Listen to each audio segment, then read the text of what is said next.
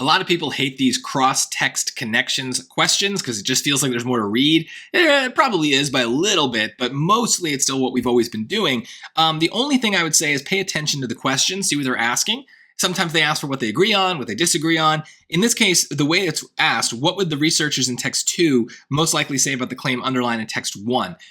I personally like to read text 2 first in these cases so that I have a sense of what they believe. That way, when I'm reading text 1, I already kind of know what text 2 might say, right? I have a little bit of like their own ideas in my head, and I'm already kind of thinking about that. If you find that confusing, that's okay. This is one of those strategies that's not a big deal, but I'm going to use it here. Let's read text 2 first.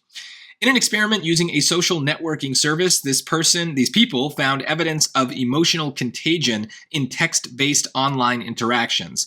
The researchers discovered that reading social media posts that expressed a positive outlook led people to make more positive posts themselves, while posts with a negative emotional tone led people to make more negative posts. So the emotional contagion is real, is all I'm getting from that. Let's see text 1. It seems clear that emotional contagion, the unintentional transfer of an emotional state from one person to another, requires physical interaction and the observation of body language. No, is what this person would say, right? Because they're doing it online, right? So is it physical? No, it's online. There's posts. After all, researchers showed that talking to someone who is smiling and expressing positive feelings often causes people to respond in a comparably positive way. Similarly, displays of nervous fidgeting have been found to prompt others to begin behaving more nervously too.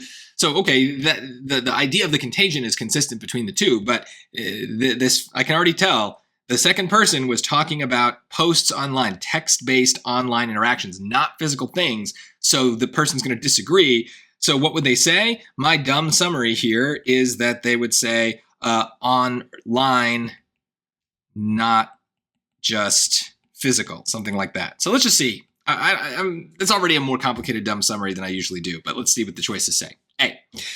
It perpetuates a flawed understanding of emotional contagion because there isn't enough evidence to suggest that smiling is a sign of emotional contagion. No, the second passage had nothing to do with smiling, so it's just not about that. Plus, just overall, choice A sounds like it's saying emotional contagion isn't proven, when text 2 was saying that emotional contagion is real. We have evidence of that. We have an experiment. B, it reflects an incomplete view of emotional contagion because this phenomenon can occur even without in-person interaction. So that would be the physical thing, right? It can happen online as well. This is almost certainly the answer, but as always, let's check C and D to be sure. C, it's fairly persuasive because studies attempting to identify emotional contagion in situations without in-person interaction have thus far yielded unclear results. No. Text 2 is saying there is a study that doesn't have in-person interaction and it's yielded results. They're talking about the results as being good or at least useful. So no, this is the wrong tone here. D, it's mostly accurate because the social networking study confirmed, very scary word, that emotional contagion primarily, also a very scary word, occurs in response to negative emotions like nervousness. No, even beyond the words that scare me here, the overall idea in this choice is wrong, right? It's not just about negative emotions, right? The second passage was also talking about positive emotions, so it's not limited to that. So then, yeah, B is the answer, and that's kind of what I predicted.